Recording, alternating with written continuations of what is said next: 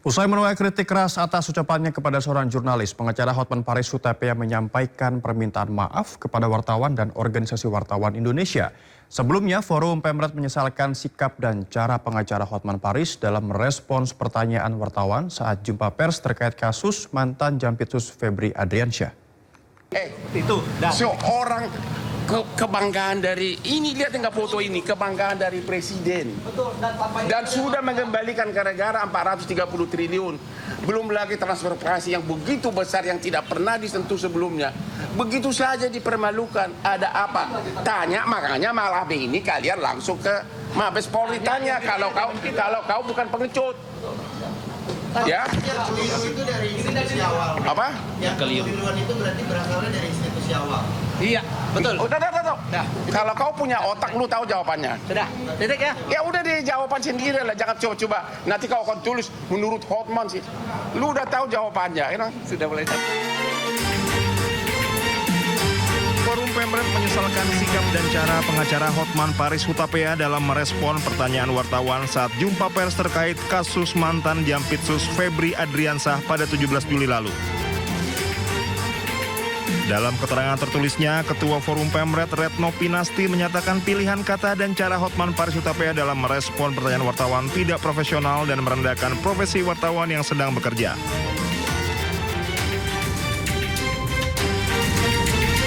Retno mengingatkan bertanya merupakan cara wartawan mengonfirmasi dan menggali keterangan narasumber.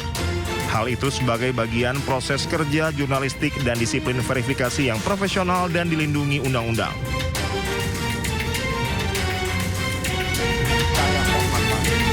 Sementara pengacara Hotman Paris Hutapea menyampaikan permintaan maaf kepada wartawan dan organisasi wartawan Indonesia.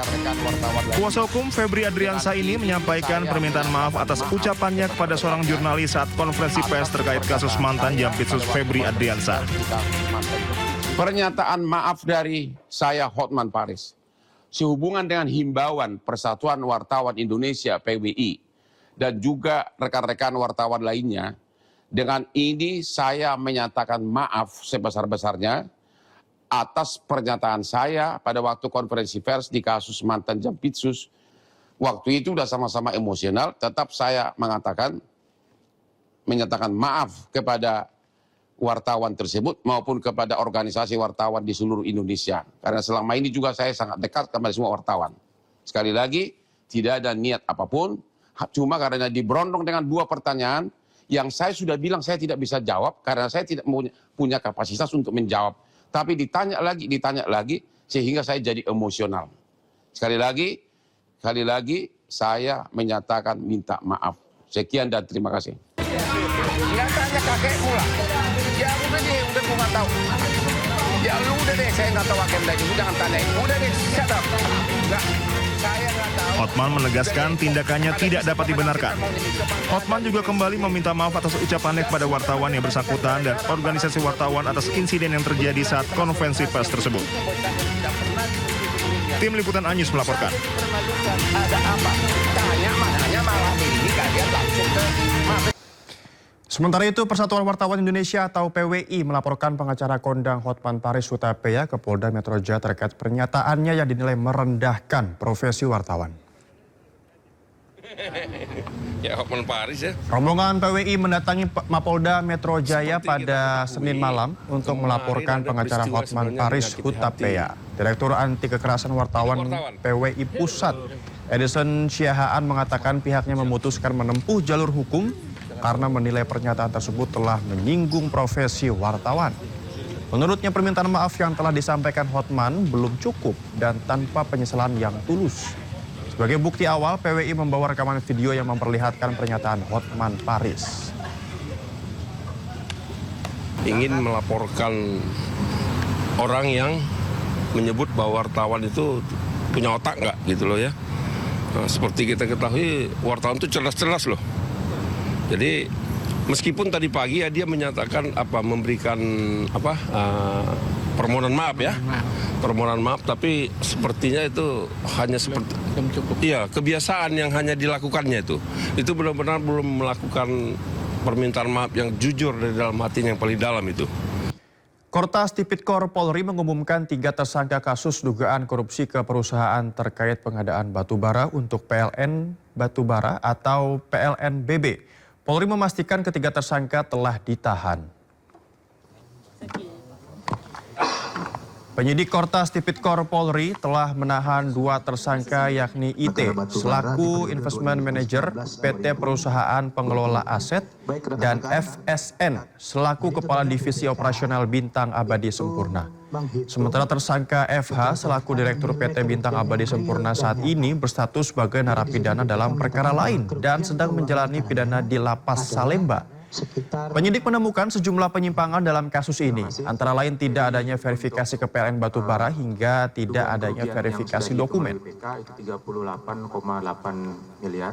Setelah melalui rangkaian proses penyidikan yang komprehensif serta koordinasi intensif dengan jaksa penuntut umum, berkas perkara terkait perkara ini telah dinyatakan lengkap atau P21, sehingga penyidik telah melakukan penahanan terhadap tersangka sebagai bagian dari proses penegakan hukum sebelum pelimpahan tahap 2 kepada kejaksaan.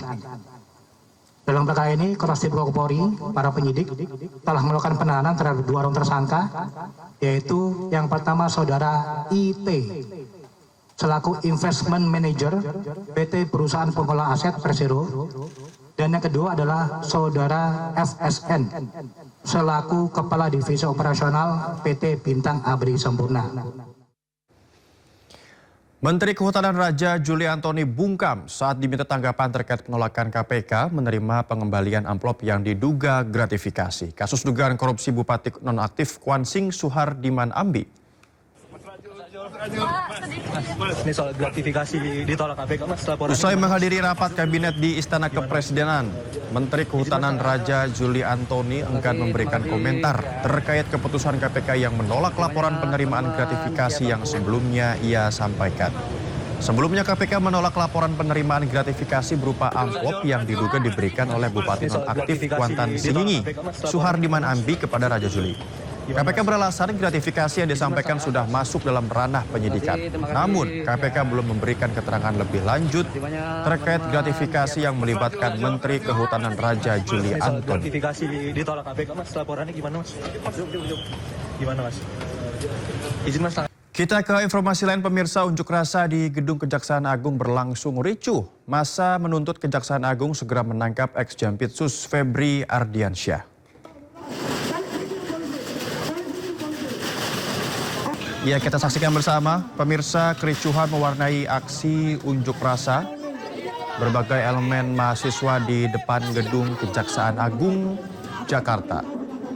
Massa beberapa kali berusaha merangsek ke gerbang gedung Bundar Kejagung, namun dihalau oleh petugas di lokasi. Selain mencoba merangsek masuk, massa juga membakar spanduk di pagar Gedung Kejaksaan Agung.